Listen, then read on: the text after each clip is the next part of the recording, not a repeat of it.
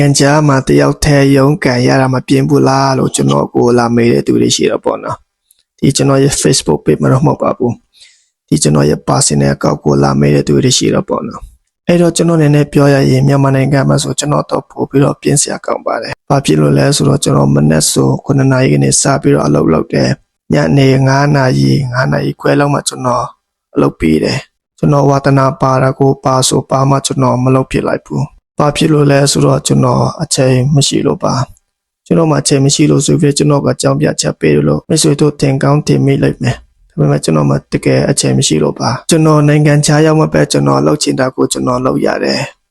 ကျွန်တော်တွားချင်တဲ့နေရာကိုကျွန်တော်တွားရတယ်။ဂုံပြောရဲကျွန်တော်ဒီနိုင်ငံခြားရောက်မှပဲကျွန်တော်ဒီ KNW Permits Blog ကိုကျွန်တော်စပြီးတော့ account ထည့်ပေါ်နိုင်ခဲ့တယ်။ကျွန်တော်နိုင်ငံခြားရောက်မှပဲကျွန်တော်တော့ပြင်းစရာကောင်းနေဆိုတာမရှိပါဘူး။နောက်တစ်ခုကကျွန်တော်ထူးဆန်းခန်းစားမိတဲ့ရတာတစ်ခုရှိတယ်။အဲ့ဒါကပါလဲဆိုတော့ကျွန်တော်တို့ဒီလွတ်လပ်ခြင်းနဲ့ကျွန်တော်မိမိကိုတာဝန်ယူခြင်းဆိုပြီးတော့ဒီနှစ်ခုရောနှောထားတဲ့ခန်းစားချက်မျိုးတွေပေါ့နော်။အဲ့လိုခန်းစားချက်မျိုးတွေရတယ်။ဘာဖြစ်လို့လဲဆိုတော့ဒီမှာဆိုကျွန်တော်ကိုဘယ်သူမှမသိကြဘူးလေ။ဟိုမှာကျွန်တော်ဈေးဝယ်သွားရင်ကျွန်တော်မဖြစ်မနေတောင်းရတဲ့ English ကားတွေရှိတယ်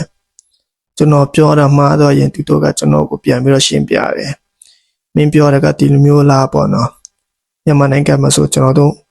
English ကပြောတာမှားတော့ရင်ကျွန်တော်တို့ကိုလှောင်ကြမယ်ကျွန်တော်တို့ကိုရေးကြမယ်နိုင်ငံခြားမှာကျွန်တော်ပြောတာမှားတော့ရင်ဘာမှမဖြစ်ဘူးအဲ့တော့ကျွန်တော်နိုင်ငံခြားမှာဆိုကျွန်တော်ဘယ်သူမျက်နှာမှလည်းကျွန်တော်ကြည့်စရာမလိုဘူးနောက်တစ်ခုကကျွန်တော်တို့နိုင်ငံခြားမှာဆိုကျွန်တော်တို့တယောက်တည်းကျွန်တော်ဆုံးဖြတ်ရတယ်ကျွန်တော်တို့တယောက်တည်းလဲကြတယ်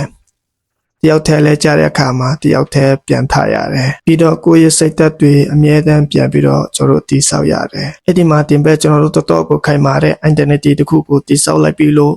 ကျွန်တော်ထင်တော့ပေါ့နော်ခိုင်မာတဲ့စိတ်သက်တွေဖြစ်လာနေပြီလို့ကျွန်တော်ခံစားမိတယ်နိုင်ငံခြားမှာတယောက်တည်းရုံးကန်ရတာအစပိုင်းမှာတော့ခါတလူလိုနဲ့နောက်ပိုင်းကျတော့လဲချုံမြိုင်သွားတာပါပဲ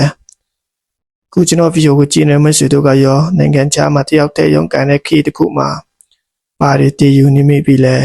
ပါရီလေ့လာနေမိပြီလဲဆိုတာကျွန်တော်ရဲ့ comment မှာရေးတော့ပြလို့ရပါတယ်ဗီဒီယိုကိုဆုံးဖြတ်ကြည့်ပြီးလို့အားလုံးကိုကျေးဇူးတင်ပါတယ်နောက်ဗီဒီယိုမှာပြန်တွေ့ကြမယ်